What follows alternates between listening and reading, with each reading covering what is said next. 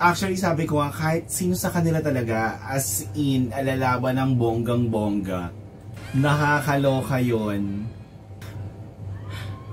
Ang hirap nung kay silang dalawa talaga, as in. Pero ito yung ito yung team na parang save the best for last. Nagbigay sa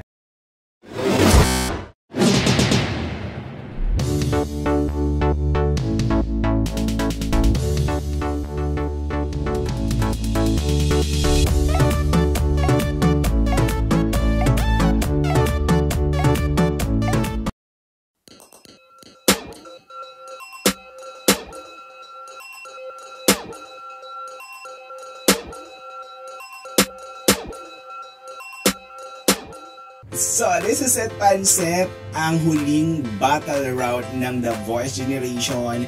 Makikilala na natin kung sino ang pupuno sa bawat coaches. But anyway, highway, it's me, Darren's Diary.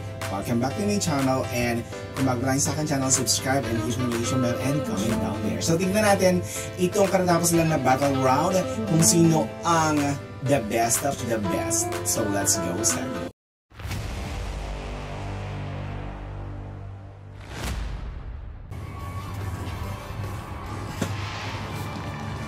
Ang hirap neto, to be honestly speaking. Maraming salamat po, Sir Mark Lopez and his band para sa magical musical arrangements na parati nating naririnig.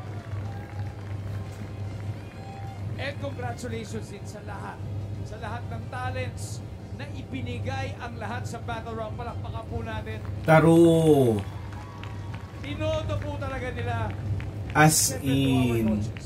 To our courts tonight who are making that big decision.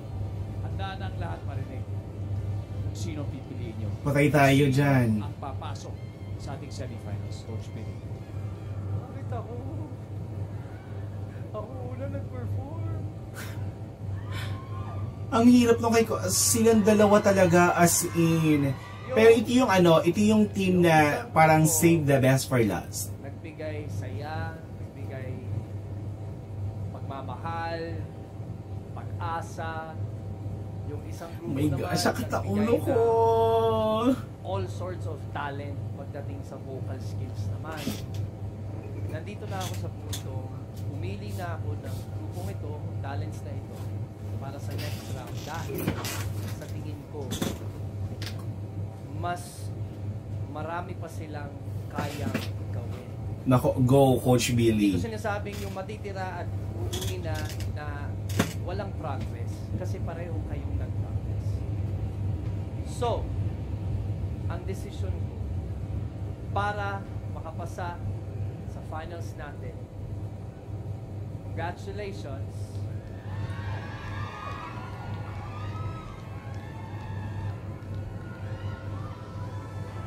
P3.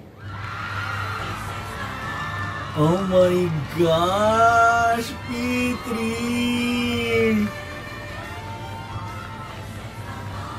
P3 ang napili. Oh my gosh, congratulations!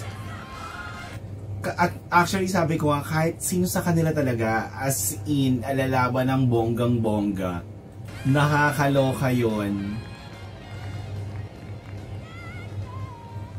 P3 ang pinili. Congratulations. Gusto ko lang sabihin, sino man na nanonood ngayon ay bigyan natin ng pagkakataon na ang Aita Brothers na tumapak ulit sa entablado. Dahil I think, mahal na mahal kayo ng publiko, mahal na mahal kayo ng mga taga sa inyo, ng dalawang misis nyo. Coach Julie. Oh my gosh. Isa lang dito sa dalawang team members mo ang makakasama sa susunod na. Bago ang lahat, bago ko magbigay ng decision, gusto ko lang sabihin sa inyo na proud ako, sobrang proud ako sa inyo. Music and Me and Oduo. Siya aking hangin ka talaga dito, as in. Thank you so much for sticking with me. Sana yung mga memories natin together ay paunin ninyo.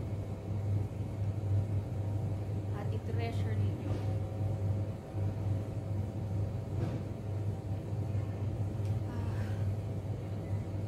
then again, this is still a competition.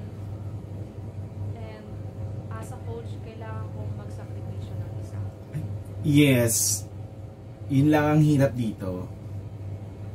At ang isasama ko sa next round ay Ang hirap. Kung ako kay Julie, ang hirap. Kasi pareho silang magaling talaga, as in.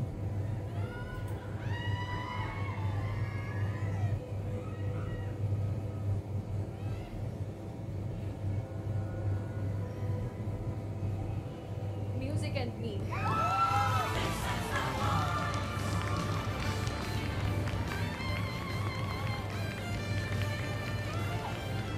Oh my gosh! Congratulations, guys.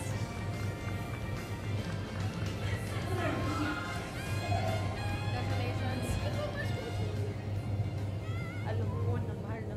Okay, yung Music and Me, in fairness din naman talaga kanina, yung performance nila, as in pasabog, ng wasak ng stage. Sabi ko nga, itong ano na to, itong duo na to, ito yung mga nakita kong stronger na strong contender dito sa competition na to, as in. So congratulations. You'll see. That's why I'm wishing and praying and hoping that you don't stop singing and you don't stop reaching for your dreams. Ang mga kukumpleto sa listahan ng Oh tatawid my sa semifinals. gosh. P3 mula sa Team Believe at Music and Me mula sa Jules.